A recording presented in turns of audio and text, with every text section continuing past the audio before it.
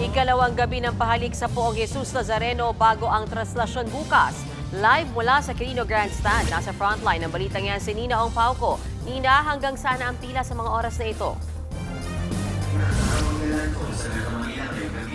Isang mapagpalang gabi sa atin. Ikalawang araw na nga ng pahalik samahan na Poong Jesus Nazareno dito sa Quirino Grandstand at dagsana ang mga debotong Pilipino na nandito ngayon at libo-libo na ang mga Pilipinong nandito ngayon para makiisa sa ating pahalik. At kung mapapansin nyo sa aking likuran, mga kapatid, ay nagmistulang dagat na ng mga tao nandito ngayon, ng mga deboto at kapansin-pansin na nagkasagawa ngayon ng program at kung mapapansin nyo rin kanya-kanyang latag ng banig, sahig dito sa Quirino Grandstand at kanya-kanyang bit-bit ng mga cooler ng mga pagkain, ng mga easy open ng pagkain para hindi sila magutom sa paghihintay.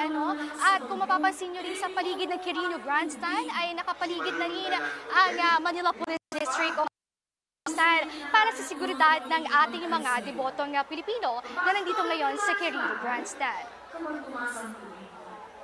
Mapabata o mapatanda, may bitbit na bimpo para sa pahalik samahan ni Poong Jesus Nazareno. Ang diskarte ng ibang deboto ay magdala ng kanya-kanyang bangkito o maliit na upuan para makapagpahinga man lang dahil ilang oras din ang inaabot bago makarating doon sa mismong Poong Jesus Nazareno. Nagsimula na rin maglatag ng sabin at magtayo ng tent ang iba sa mismong grounds ng Quirino Grandstand.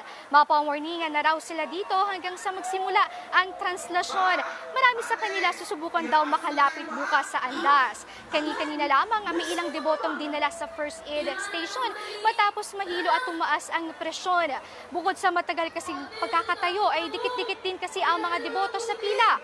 Kasabay nito, nagpaalala ang crowd manager na si Martin Aguada Jr. mula sa UP Resilience Institute para sa mga kasasabak sa prosesyon ay hindi pa rin kasi nawawala ang disgrasya sa translasyon kung saan maladagat na nagsisiksikan ang mga deboto. Narito ang kanilang pahayag. You have to go with the flow. Kumbaga dahil huwag mong kontrahin, huwag kang titigil dahil ikaw ay makakaladkad lang. So go with the flow.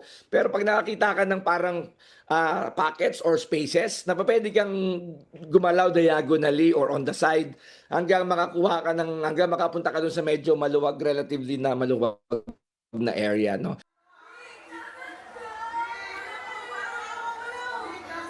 Kapatid, sa mga oras nito, inaasahan pa natin ang pagdagsa ng mga debotong Pilipino dito sa Quirino Grandstand at nagpapatuloy ang pahalik dito sa Quirino Grandstand at kapansin-pansin din na ay dito na nagsisitulog ang ating mga kapatid dahil nagdatik na nga sila ng kanya-kanyang sahig, ng kanyang-kanyang banig at gayon din ng mga tent at para dito na sila magparipas ng gabi. May asahan din natin na alas 12 pasado ng ating gabi ay magsisimula na ang misa sa Quiapo at expect din natin na pasado alas 4 o hanggang alas 5 ng umaga ay aalis na ang andas dito mula sa Quirino Grandstand.